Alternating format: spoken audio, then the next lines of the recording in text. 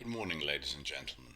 Well, very little change in the risk dial over the course of the week. We closed at 36, which is still a nice positive score.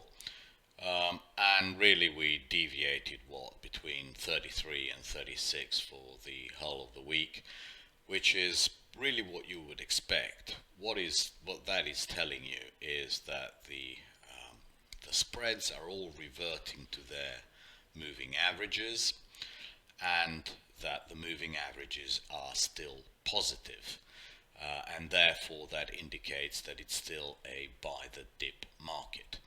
So even though the scores and the price of the SPX are completely unrelated, the technical analysis and the spreads are giving you the same results, i.e. buy the dip for now. If these now start falling rapidly, then we will know that something has changed, but really that has not happened. We are still halfway positive, and that is good in the long term. Deviations has actually been catching everything quite well, and I would encourage you to download this every day so you can see for yourself where the good risk reward places lie for buying the dip. What I would expect now is basically the SPX to trade somewhere around the center line, which is 3334. All the values are up here for you. The sectors themselves, as you can see, they are basically bouncing off the green area, which is, it's green because it says it's safe to buy. There is really nothing much going on. There are some sectors which I prefer, but it's all marginal at this stage. It's all sort of covered in this politics, in this layer of politics, which I think in the long term is quite irrelevant, because it's not as if we're choosing between two very different extremes. I will do a little piece about the election at the end of this video, just to show you what I'm thinking. But I'm not a political expert. This is just what I feel from the bottom of my heart, rather than being able to give you some political insights. For that, you should look elsewhere. But for the effects, I'm gonna, for what it's worth, I'm gonna give you what I think the results of the election are going to be in the markets, simply because mathematics does not change with who is in power. It changes with policies, and I think the policy differential between the two sides is actually going to be minimal. The bond markets, I'm afraid, are giving us absolutely no clues. I want to very quickly run over these spread charts and these absolute yield charts, because they are important. You will see these move if we see big moves and big results from elections. The European markets are doing absolutely nothing. I mean, if you look at sort of 4 inside days out of 5 last week, really these I only showing you these because I want you to be aware of where things change, and that is at minus 39 and minus 60. If we look at the bubble, things start changing at minus 69 and really change at minus 75. You should write these levels down. I will try and tweet if we get anywhere close to breaking them and why. But if we look at the US spreads, we're completely dead. The 2s10s are trading within 1 or 2 basis points, and really sitting on top of this line.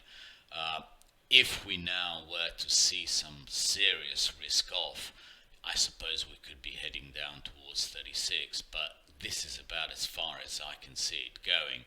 So be aware of it, but that is all that can be said about it, because really they are not moving in the slightest. The Fed has driven us, into a coma, and we will come out of it, that is for sure. And when we come out of it, we will see the results in the equity markets and in all the risk markets. But for the time being, we are going absolutely nowhere. And but we have to be aware of these charts. While the curve stays as flat and as unmovable as it is, you really can't expect that much movement in risk assets. I always concentrate on the 530s simply because in the 3 months, 5 years, nothing is happening. And in the 5s, 10s, it just moves 1 or 2 basis points per week. And therefore it's very difficult to make anything out of it. The 530s is where the any action is going to be. And really, I've covered 99% of my position simply because I'm getting bored.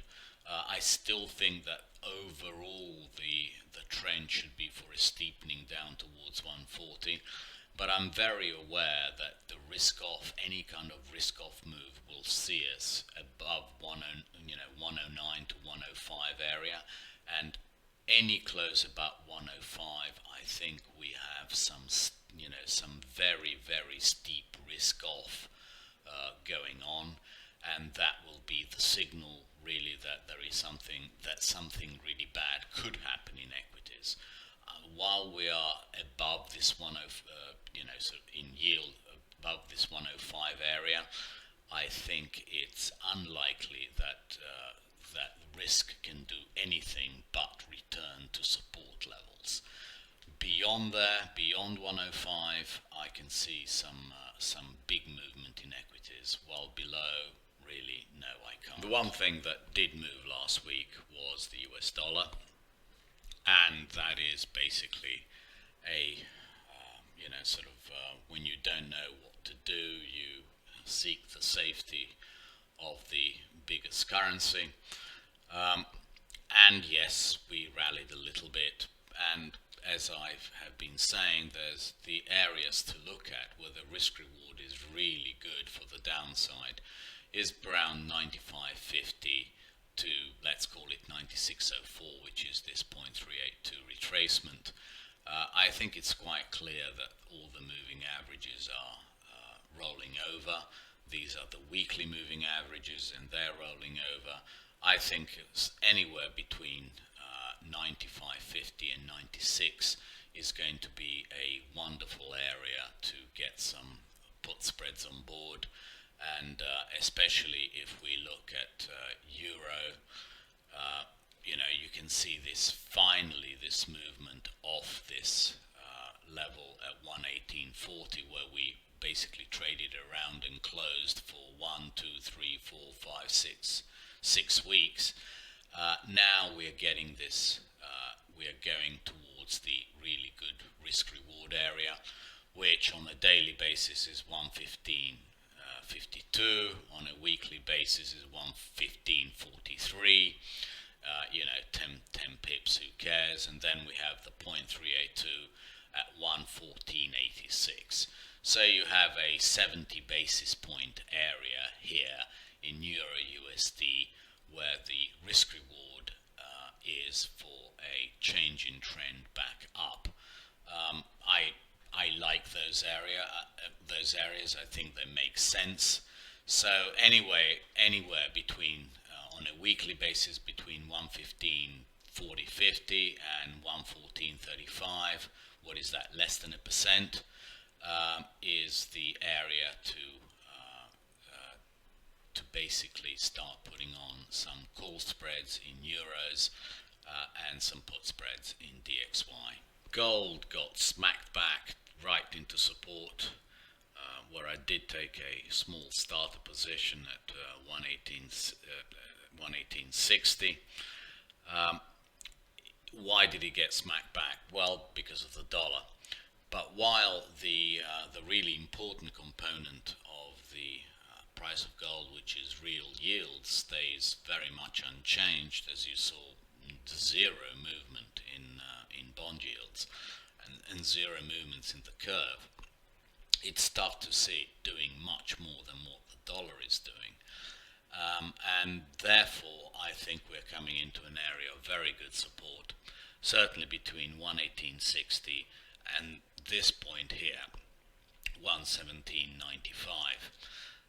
Very, very good support areas. And then underneath, if you say that this here is an ABC, you have the first target around 118.09, and then we have 117.63. So really at 117.63 I want to have a full position on, because I think the risk reward from there is for a sharp 5-6% move, and that'll do me. I really can't see why the dollar should be getting much stronger. It's it makes sense that when you don't know what to do, you revert back to the safety of the dollar. But that will change as we get closer to the election and we get past the election, and therefore I think owning some gold at these good levels down here is actually a very good idea. So I'm quite comfortable owning it at these levels, and I'm, just like I'm looking for a turn in DXY and Euro USD, I'm looking for the same thing to happen in gold. If we look at what is happening in the cross asset spreads, it's actually very little. The main chart here is SPY TLT. That's the one that you really have to look at, and it's basically trading in a narrow range. It is basically where it's just below where it started 2020, and it really is not moving all that much as a result of anything. I think it is unlikely to move a lot before the election. I think after the election, it could start moving out. That's my bias, but that's neither here nor there.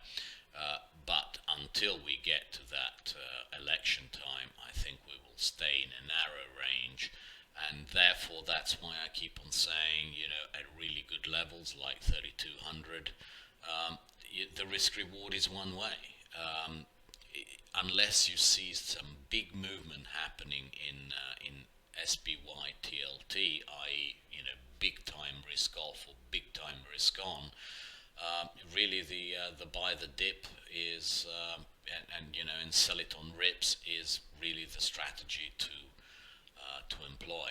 We will know if something is going on if we start falling below these levels, but 191 to 183, but we are nowhere near to doing that, and the weekly ranges are so tight that basically the market is telling you, trade it. The one thing that I am keeping my eye on is the TLT gold fell below that line, retesting it.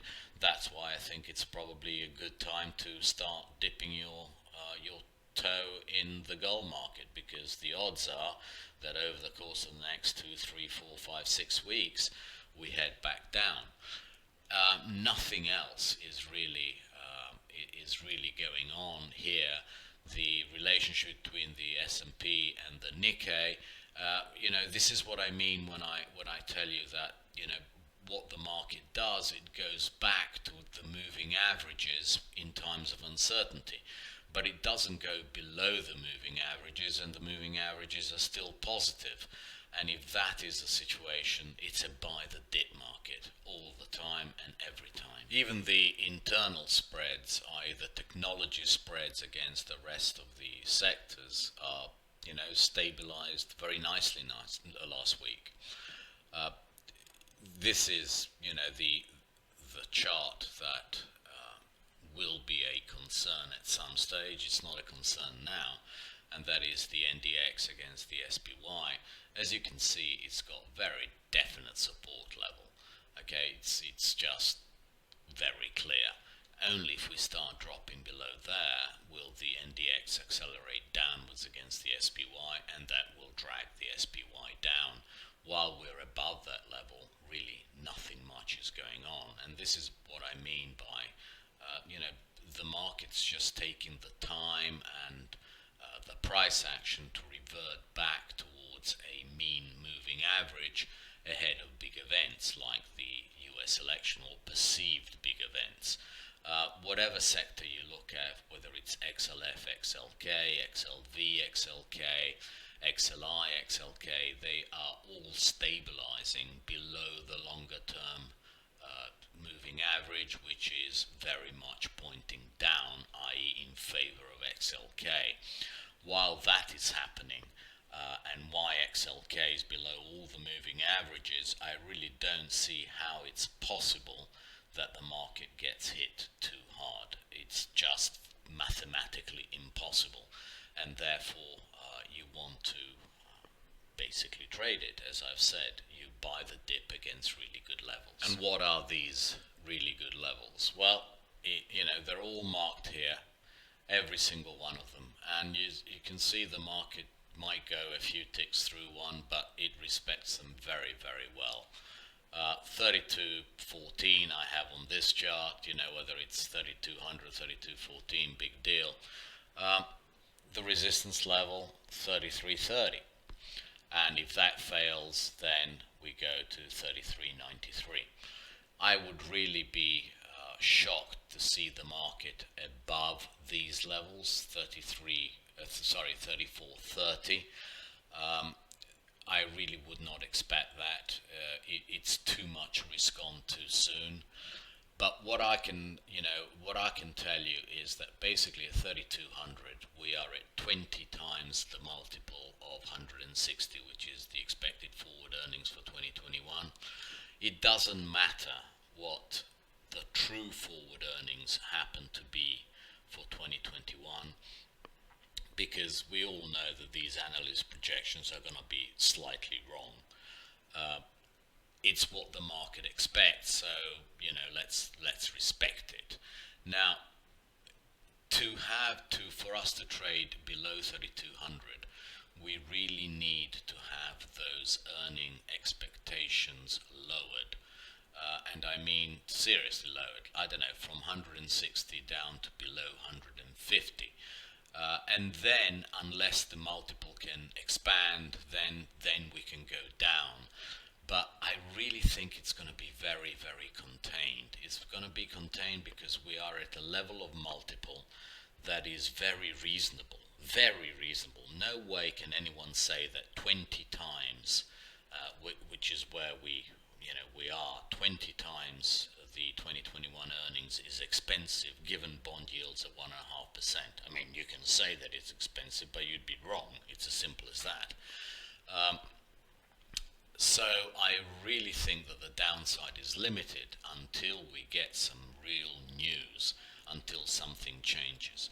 And I would argue really that the market is undervaluing how much a COVID vaccine and how quickly a COVID vaccine can come and how much the market can get enthusiastic on the upside for it.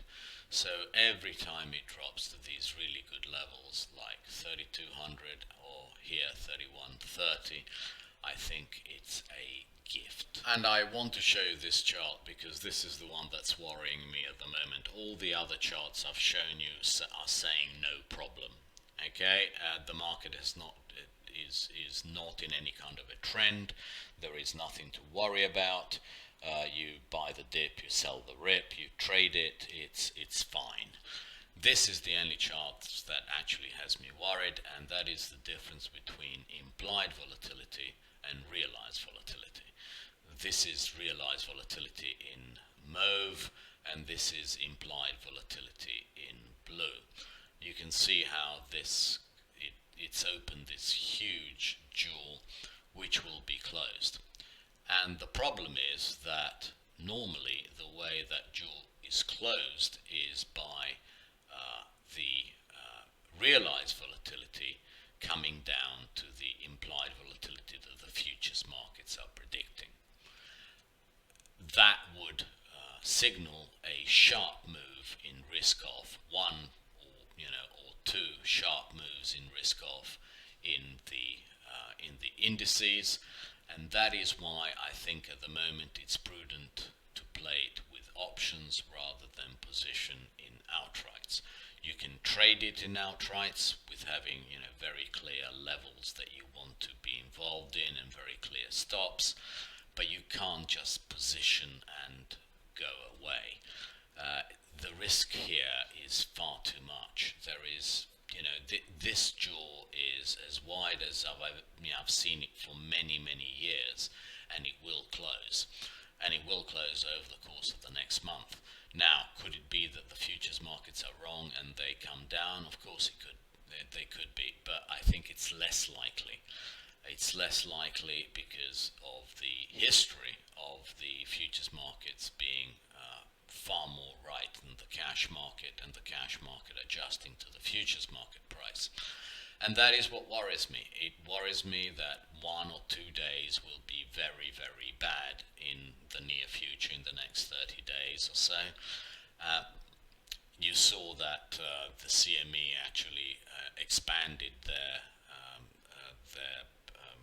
whatchamacallem, the circuit breaker from 5 to 7%.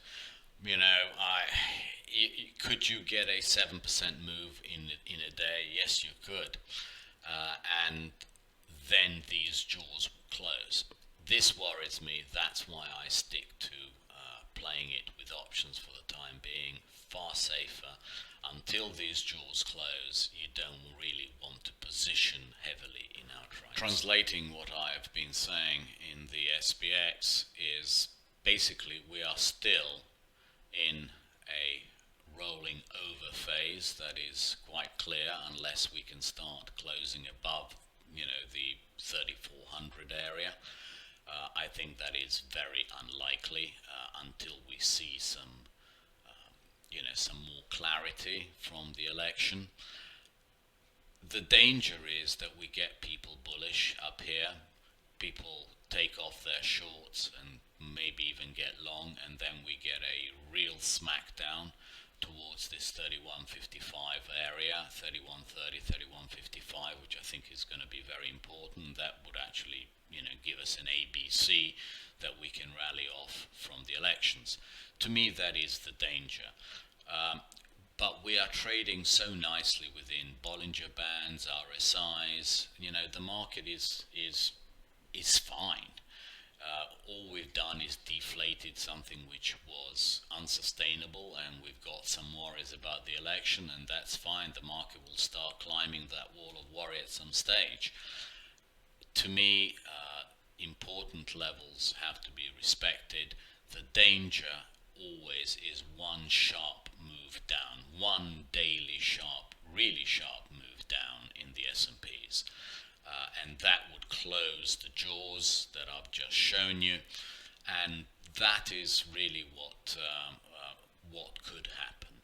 I am quite happy buying it off support levels and knowing where my stop is. I'm quite happy buying it because of the mathematics that says that 3200 is actually a 20 times multiple, which is good enough. But you could always get the one sharp daily move down, and the real level to look for, to fade is this 3150 to 3130 area, so close to the 200 day.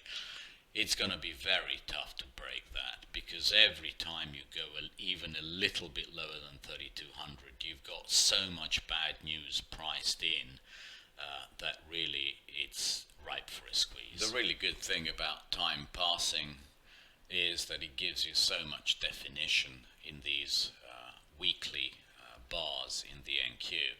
It is now becoming very, very evident that the 11,550 area is very, very important on the upside, and it's also becoming very evident that the market is running out of steam every time it goes down, and that this 10,300 to 10,150 area is going to be very, very good risk reward for longs.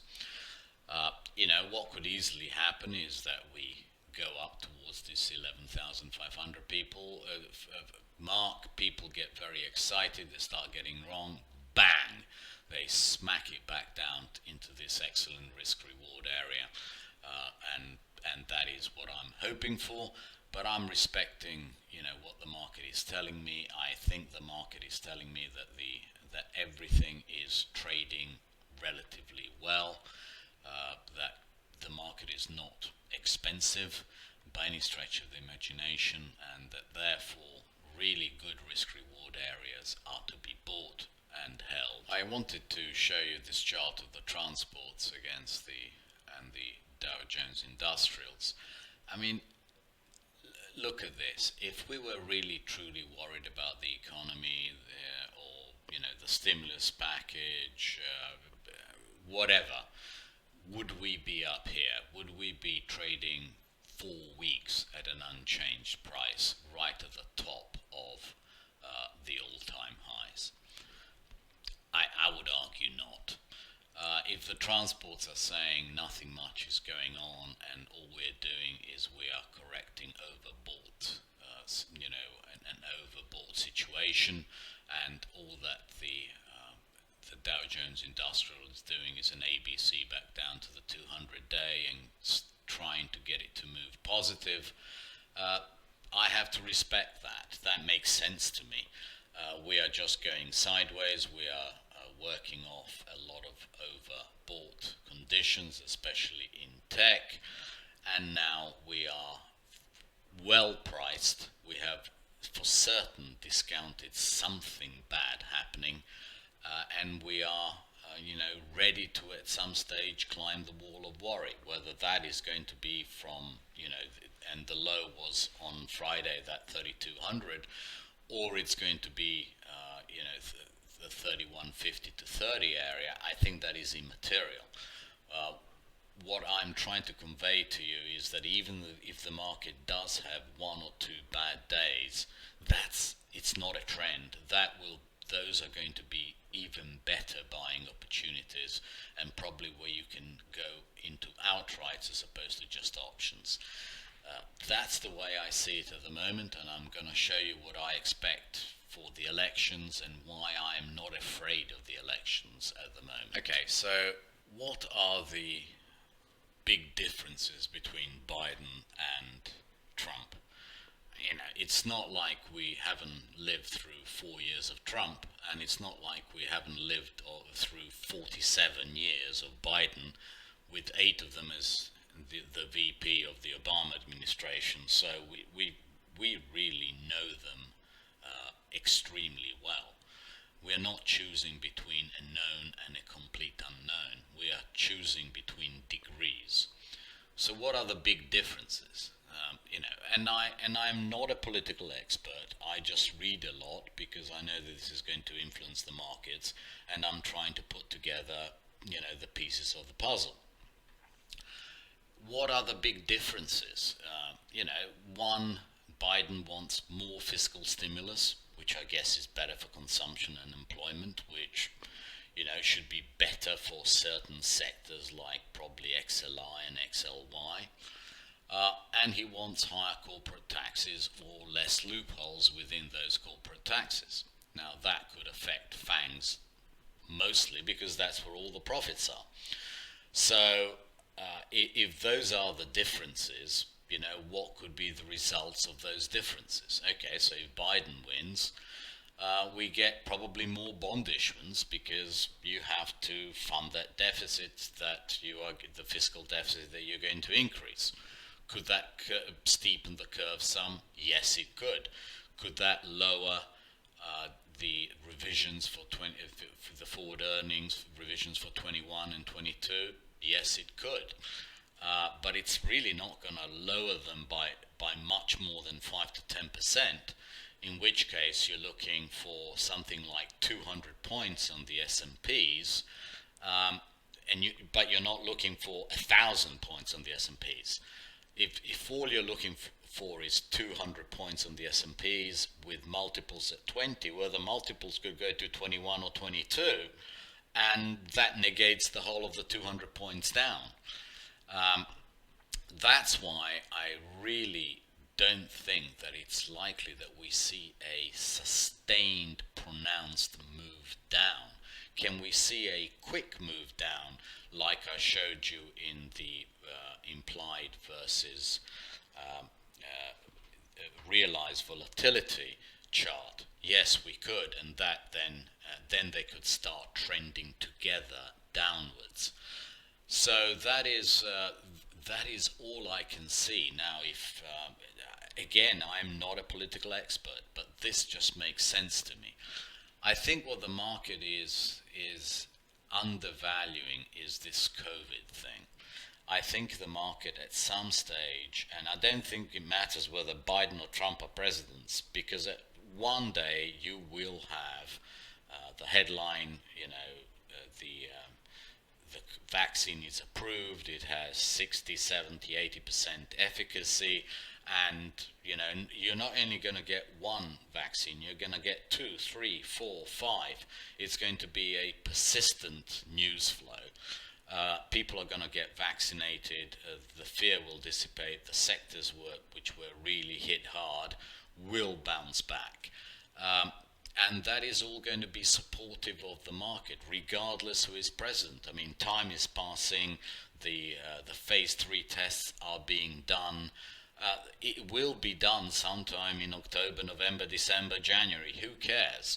It will get done, and nothing to do with the election is going to stop that news flow.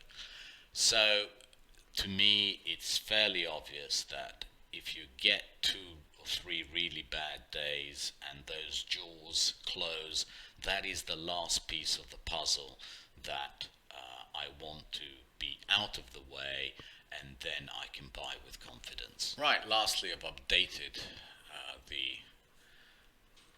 this sheet. 2s, 10s, I've told you what I think. Only below 35 do I get worried about a sharp risk-off move. 5s, 30s, only above 10, less than 105 do I start getting worried that it's a sharp risk-off move. If these two start coinciding, bad things are happening that day. DXY, the support is now 93.70, and the 95.50 to 95.80, or the 0.382 retracement 96.04. I mean, it's 20 ticks, who cares? To me, it's going to be a great risk-reward level to go against it. Gold, I've given you the new support areas, and those are very, very good risk-reward because they should match up with the DXY. SPX, I've given you the support levels, and I've given you the resistance area. 33.28 should be easily attainable next week. 33.80 to 90 is possible. I wouldn't exclude it, but I think it's not that likely. Above 34.30, something has changed, and it's very, very important. 31.55 to 30, if we see below there something is going on, now that to me would be a wonderful outright buy. The 3200, yes, it was a very good buy for a squeeze upwards, but 31.55.30 to me is going to be a gift, and I really, really want to position again there. NQ, I think we've re-established the balance. Still the 10,200 to 400 area is going to be the best risk-reward area that we are going to see for a while, I think. 11,360 should easily be seen. 11,530 to 50 is going to be hard, and probably a good area to go for a quick reversal down. EM, I haven't shown you that chart, but this is something that I like, and therefore this 41.40 to 42 area is one that I'm buying and that I'm long of. I think, and if you see it in the 44s, you want to get rid of them, simply because I think it's going to be very hard to break 45 before the US elections, and more dips are likely than not. So, but this is probably the one that I think is going to benefit most from a COVID vaccine. It's counterintuitive, but I think it will. If you think about it, those are the markets where all the work gets done, and if the workers can't get back to work, they suffer. So I think I like the EM every time it drops, and I'm a buyer. 41.40 to 42 area is where I'm quite happy owning it. Thank you very much indeed, and tweet you